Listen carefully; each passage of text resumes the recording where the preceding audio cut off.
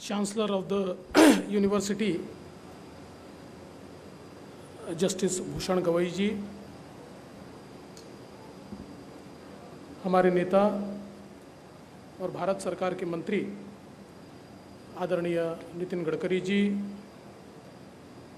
आज विशेष रूप से यहाँ पर पधारे ऑनरेबल जस्टिस पीएस नरसिम्हन जी, जस्टिस शुक्रे जी, जस्टिस किल्लौर जी, डॉक्टर विजेंद्र कुमार जी, आशीष दीक्षित जी, जस्टिस शिरपुरकर जी, यहाँ पर उपस्थित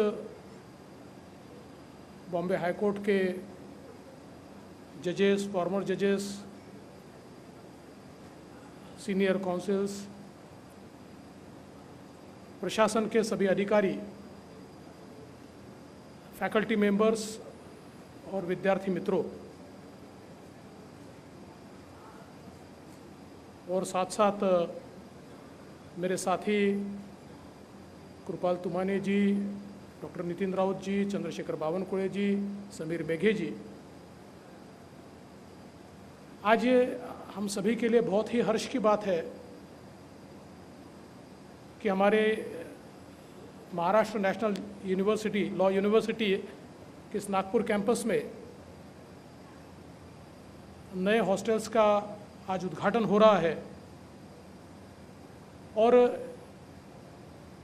इन हॉस्टल्स की शुरुआत के साथ साथ हमारी यूनिवर्सिटी भी फंक्शनल हो जाएगी और ये कैंपस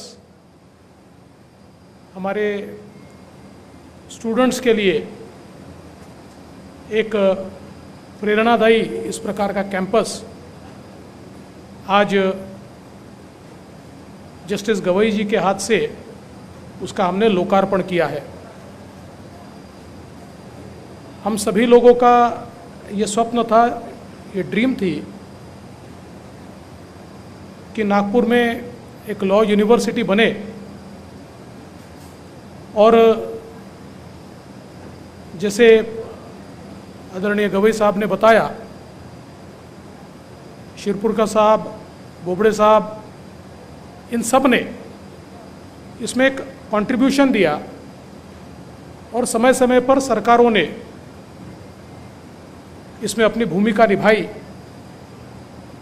और मुझे इस बात की खुशी है कि जिस समय मुख्यमंत्री के रूप में महाराष्ट्र में काम करने का मौका मिला तो एक विजन इस नागपुर के लिए और विदर्भ के लिए हम लोगों के मन में था। और विशेष रूप से आदरणीय नितिन जी गडकरी, इनके साथ मिलकर और उनके मार्गदर्शन में हम लोगों ने तय किया था कि हम जब विकास की बात करते हैं तो जब तक institutes of national eminence and prominence हम लोग यहाँ पर नहीं लाते, जब तक वर्ल्ड क्लास ह्यूमन रिसोर्स हम लोग तैयार नहीं करते, तब तक विकास की परिकल्पना ये पूरी नहीं हो सकती। हम लोग देखते हैं कि कई बार कई देशों में, राज्यों में, कई शहरों में आर्थिक विकास हमको दिखाई पड़ता है और लोगों को लगता है कि आर्थिक विकास के कारण अच्छा एजुकेशन वहाँ पर है, पर इट इज़ रिवर्स। एजुकेशन जहाँ अच्छा होता है, जहाँ अच्छा ह्यूमन रिसोर्स होता है, वो एक मैग्नेट का काम करता है और वहाँ पर चाहे वो बिजनेस हो, कॉमर्स हो, इंस्टीट्यूशंस हो, ये सारी डेवलप होती है और उसी से हम लोग विकसित होते हैं। और इसी विचार को लेकर कई एमिनेंट इंस्टीट्यूशंस नागपुर में हम लोगों ने शुरू की और नेशनल लॉ यूनिवर्सिटी, जैसा आदरणीय गवई साहब ने अभी बताया, हम सब नागपुर के लोगों की, चाहे हम किसी भी पार्टी के हो, विचार के हो, सब लोगों की इच्छा थी कि यहाँ पर ये शुरू हो और ये जगह हम लोगों ने अलॉट की, यहाँ पर काम शुरू किया। और मुझे आज बहुत खुशी है कि ये काम बहुत तेज़ी से आगे बढ़ रहा है। मैं आज ही चांसलर साहब को आश्वस्त करना चाहता हूँ कि इसके काम में किसी भी प्रकार से पैसे की कमी नहीं होने देंगे। ऑनरेबल चांसलर साहब का जो आदेश होगा उसको तुरंत पूरा किया जाएगा, क्योंकि वो भी स्वयं के लिए नहीं, या यहाँ बैठे हुए कोई भी स्वयं के लिए नहीं, तो हमारी आने वाली पीढ़ियाँ जो हमारे सामने बैठे हैं और उनके बाद भी जो आने वाले हैं, उनके लिए ये बीज बोया जा रहा है।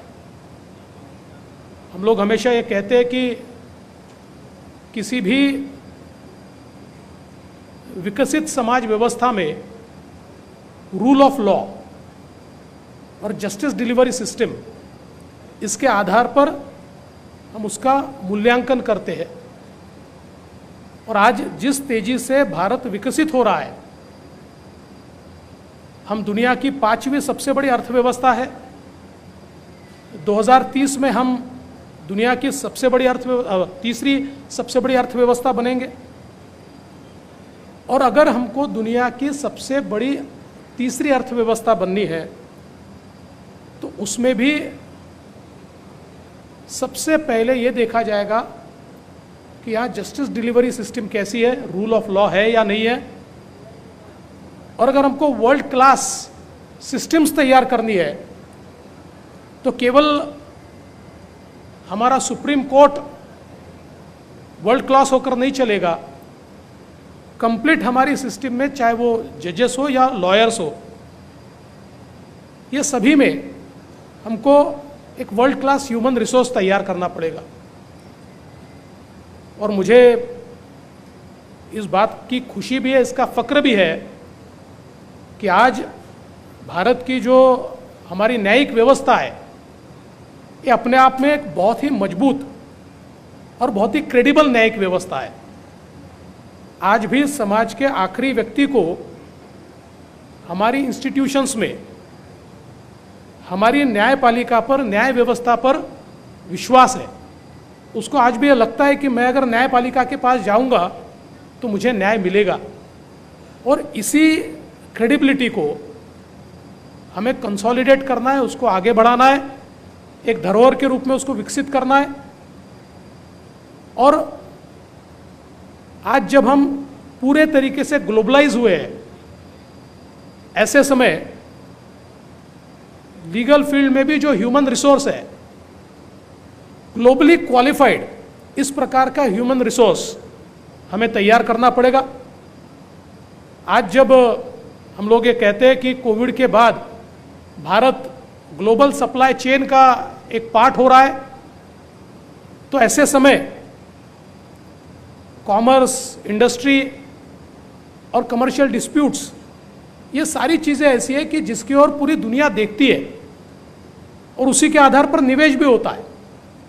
तो मुझे लगता है कि नेशनल लॉ यूनिवर्सिटी ये केवल एक किसी और विद्यापीठ की तरह ये यूनिवर्सिटी नहीं है, तो एक ऐसा स्थान है जो आने वाले भारत की गरिमा को बढ़ाने वाला है, आने वाले भारत के स्थान को हम सभी के सामने रखने वाला है, परिभाषित करने वाला है। और इसलिए हम भी ये मानते हैं कि बेस्ट ऑफ द इंस्टीट्यूशन यहाँ पर तैयार हो।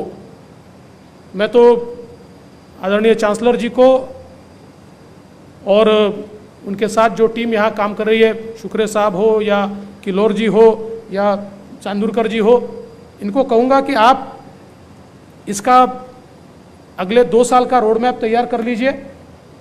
और ये 2 साल के रोड मैप में सरकार की ओर से जो भी फाइनेंशियल कंट्रीब्यूशन आप अपेक्षित करते हैं, आप उसके बारे में ज़रूर हमको बताइए।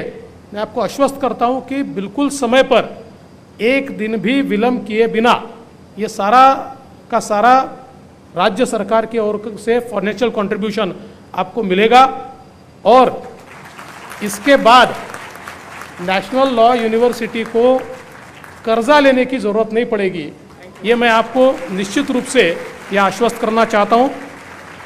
मैं आपने सभी का उल्लेख किया, हमारे बावनकुळे जी है, नितिन राउत जी है, हम सब लोग मिलकर एक टीम है और ये इस नेशनल लॉ यूनिवर्सिटी के चांसलर की टीम है, ऐसा आप समझिए और हमको बताइए, हम इसको पूरा करने की कोशिश करेंगे। मैं सभी विद्यार्थियों का बहुत बहुत स्वागत करता हूँ, अभिनंदन करता हूँ और उनको शुभकामनाएं भी देता हूँ। आने वाले दिनों में आपकी ओर से अपेक्षाएं भी बहुत है और कोई कैंपस होता है, कोई हॉस्टल होता है, it is not a mere place of residence. मुझे याद है कि जिन्होंने हमें संविधान दिया, Bharat Ratna doctor Baba Saheb Ambedkar ji, London School of Economics में जिस समय पढ़ रहे थे और जिस घर में रहकर वो लंदन में पढ़ते थे, उस घर की नीलामी निकली तो कई लोगों ने हमको ये कहा कि ये प्रेरणा का स्रोत है, ये घर नीलाम नहीं होना चाहिए। और महाराष्ट्र सरकार की ओर से हमने वो घर खरीदा और वहाँ पर हम लोगों ने एक म्यूज़ियम जैसा तैयार किया जिसमें डॉक्टर बाबा साहेब आम्बेडकर जी के लेटर्स है, जिसमें उनका काम है। और उस समय जब मैं लंदन स्कूल ऑफ इकोनॉमिक्स में गया और वहाँ पर जब वहाँ के फैकल्टी से मैं बात कर रहा था तो आज भी वो याद करते हैं कि किस प्रकार से डॉक्टर बाबा साहेब आम्बेडकर जी ने कंट्रीब्यूशन दिया लंदन स्कूल ऑफ इकोनॉमिक्स में। तो ये जो बात होती है, वो जो घर है, आज लोग जब वहाँ जाते हैं उस घर में, वो तो किसी और घर की तरह घर है, लेकिन वो प्रेरणा पुंज है क्योंकि हमारे देश के एक सबसे बड़े विचारक वहाँ रहकर पढ़ते थे। तो हमारे देश से जाने वाले सभी लोग आजकल वहाँ जाते हैं और वहाँ प्रेरणा पाते हैं। इसलिए कोई भी घर या कोई भी रहने की जगह या केवल घर या रहने की जगह नहीं होती। तो व्यक्ति अपने वास्तव्य से, अपने अस्तित्व से और अपने कर्तृत्व से उसको बड़ा बनाता है। ऐसे ही आप लोग इस हॉस्टल में रहकर इसको बड़ा बनाए, इसी अपेक्षा के साथ आप सभी को बहुत बहुत शुभकामनाएं। धन्यवाद। जय हिंद। Thank you sir. छत्रपतींचा विचार म्हणजे